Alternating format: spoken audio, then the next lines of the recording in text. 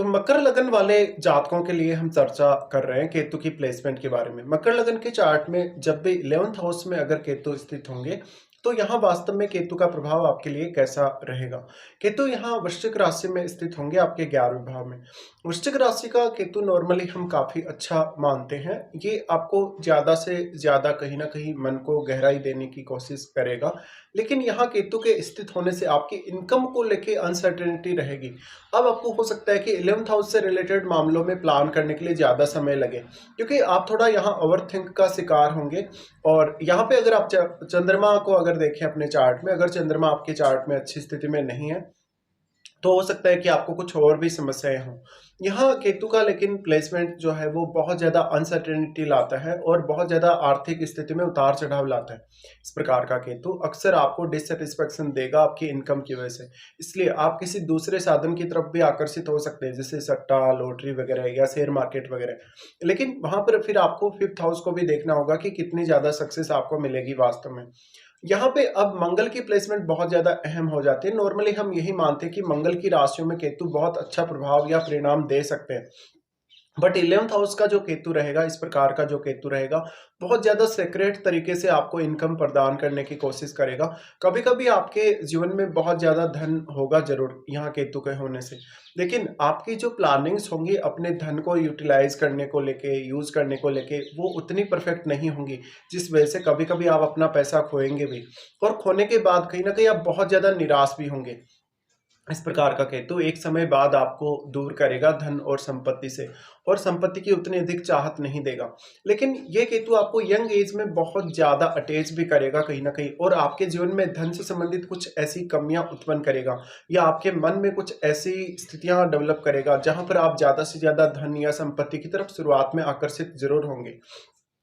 केतु यहाँ बैठे हैं तो वो दिखाते हैं कि पास्ट लाइफ में आपने काफ़ी कुछ इस हाउस से रिलेटेड रियलाइज़ करा है, और अब आपका जो कहीं न कहीं जो सैटिस्फैक्शन है वो ऑलरेडी इस हाउस को लेके है। और केतु जिस भी हाउस में बैठते हैं उसकी एनर्जी को कम करने का काम करते हैं, वो सोखने का काम करते हैं। इसलिए इस हाउस में आपको काफ़ी सारी कमियाँ उत्पन्न होंगी कहीं न कहीं पूरी लाइफ के दौरान, और आप इनको पूरा करने के लिए काफ़ी मेहनत भी करेंगे। अब वास्तव में आप मंगल को देखिएगा, क्या वास्तव में मंगल का संबंध केतु के साथ है या नहीं है, या फिर राहु के साथ है? अगर केतु के साथ यहाँ मंगल का संबंध होता है, स्पेशली जब अगर युति होती है, उस केस में आपके लिए और भी ज़्यादा रिस्क बढ़ जाएगा धन या संपत्ति को लेकर। यहाँ पर अब आपका जो नेटवर्क होगा, आपके जो भी फ्रेंड्स लोग होंगे, वो आपके उतने अधिक काम नहीं आएँगे। हो सकता है कि वो लोग आपका कुछ नाजायज़ फ़ायदा भी उठा लें कभी-कभी। इस प्रकार के केतु की स्थिति में आपको फाइनेंशियल डिसीजन बहुत ज़्यादा सोच समझ कर लेने होंगे। आपको जो भी लाइफ में पद मिला है, जिस पर भी आप काम कर रहे हैं, या जो भी आपको जॉब वगैरह मिला है, उसमें आपको अब बहुत ज़्यादा सैटिस्फाई होना होगा। अगर आप ऐसा नहीं कर पाते हैं, तो फिर आपके लिए केतु और भी ज़्यादा कहीं न कहीं इनकम रिलेटेड इश्यूज़ क्रिएट करेगा। यहाँ का केतु बेसिकली दूसरों के साथ कनेक्ट होने के लिए उतना अच्छा नहीं है। ये कभी-कभी आपके व्यवहार में बहुत ज़्यादा अनसर्टेनिटी लाता है, और दूसरे लोग आपका बहुत गलत तरीके से फ़ायदा उठाते हैं, या आपकी धन या संपत्ति का वो लोग फ़ायदा उठाते हैं। अब इस हाउस से संबंधित जो आपकी अपेक्षाएँ हैं, बहुत सारी अपेक्षाएँ ऐसी हो सकती हैं जो अब अधूरी रह जाएँगी कहीं न कहीं। क्योंकि पास्ट लाइफ़ में आपने काफ़ी कुछ इस हाउस से रिलेटेड रियलाइज़ किया है, काफ़ी कुछ आपने अचीव किया है। तो अब आपका जो मेनली फ़ोकस रहेगा वो 5th हाउस की तरफ है। केतु के यहाँ बैठने से अब आपको इस हाउस से कोई बहुत बड़ी अपेक्षा नहीं लगानी चाहिए।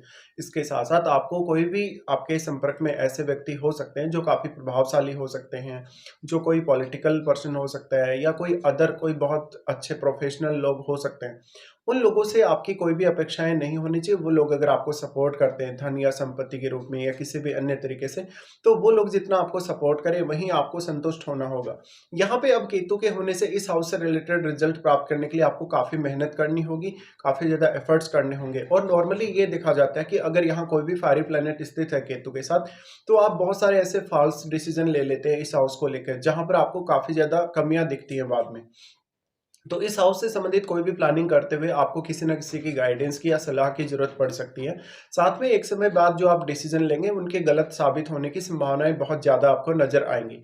तो एक बहुत ज़्यादा अनसर्टेनिटी के साथ-साथ यहाँ पर आपको काफ़ी ज़्यादा फ्रस्ट्रेशन नज़र आ सकती है। यहाँ केतु बैठे हैं तो अब अन्य ग्रहों का प्रभाव भी आपको देखना होगा। साथ में यहाँ मंगल की प्लेसमेंट वास्तव में आपके चार्ट में कैसी है, ये भी आपको देखना है।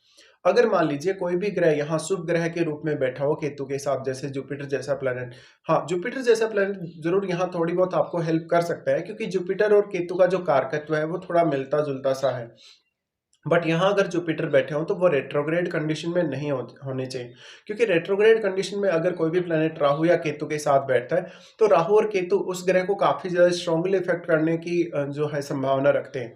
और क्योंकि अगर कोई भी रेट्रोग्रेड प्लैनेट यहाँ होगा तो वो केतु की ही साइड में मूव करेगा। यहाँ से केतु आपके 10th हाउस की तरफ मूव कर रहे हैं और जो भी रेट्रो प्लैनेट इनके साथ होगा वो भी आपके 10th हाउस की तरफ ही मूव करेगा।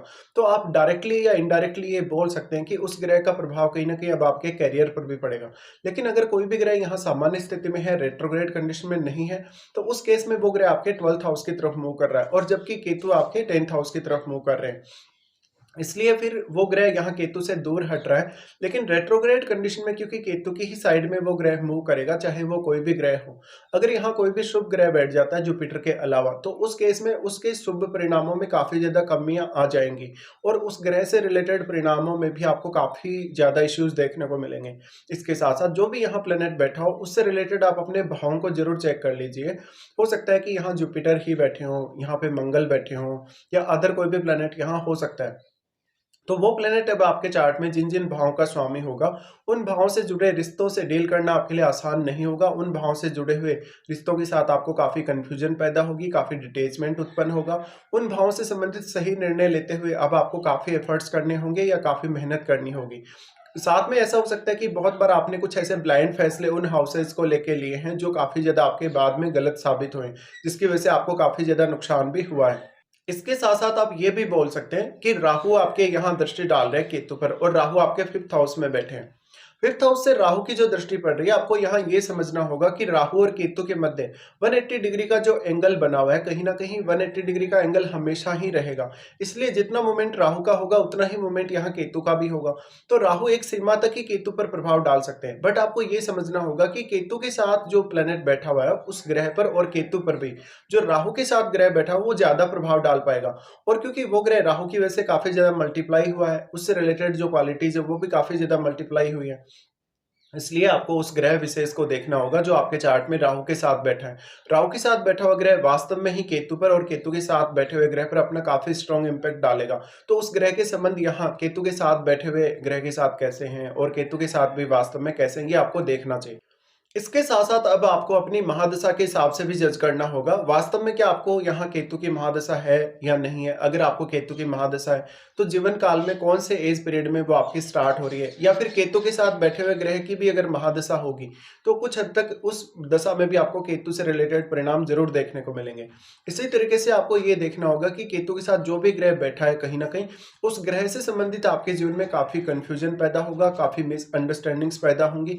तो उस ग्रह का जो रोल होगा आपकी इनकम में, उस ग्रह का जो रोल होगा आपके इनकम के अलावा जो 11th हाउस से रिलेटेड अन्य कार्य हैं, उनमें बहुत ही ज़्यादा आपको देखना पड़ेगा या सोच समझ कर ही फैसला लेना होगा। इस प्रकार का केतु है, तो आप धन संपत्ति को लेके जितना ज़्यादा रिस्क लेंगे उतना ही ज़्यादा आपको नुकसान होने की संभावनाएं भी बनेंगी। अब अगर कोई भी यहाँ फायरी प्लैनेट हो, उस केस में आपकी फ्रस्ट्रेशन और ज़्यादा बढ़ने की संभावना है। अगर सपोज करिए किसी का मंगल ही यहाँ बैठा हो, उस केस में बहुत ज़्यादा विस्फोटक स्थिति उत्पन्न होगी और ये आपको ज़्यादा से ज़्यादा धन या संपत्ति अर्जित करने के लिए बाध्य करेंगे। बाध्य करने के केस में आप काफ़ी तेज़ी से आगे बढ़ने वाले होंगे, जिससे आप कुछ गलत डिसीजन ले लेंगे और उसकी वजह से आपको काफ़ी बड़ा नुकसान हो जाएगा। इसी के साथ यहाँ जो राहु का प्रभाव है, क्योंकि राहु का प्रभाव भी है और ऑलरेडी राहु आपके 5th हाउस में स्थित हैं, तो आपके निर्णय लेने की क्षमता, आपके सोचने समझने या एनालिसिस करने की क्षमता पर राहु का प्रभाव है, जो कि एक बहुत ही ज़्यादा ऑब्सेसिव तरीके से आपको नजर आ सकता है। तो इस तरीके से आपको यहाँ केतु को प्लान करना है।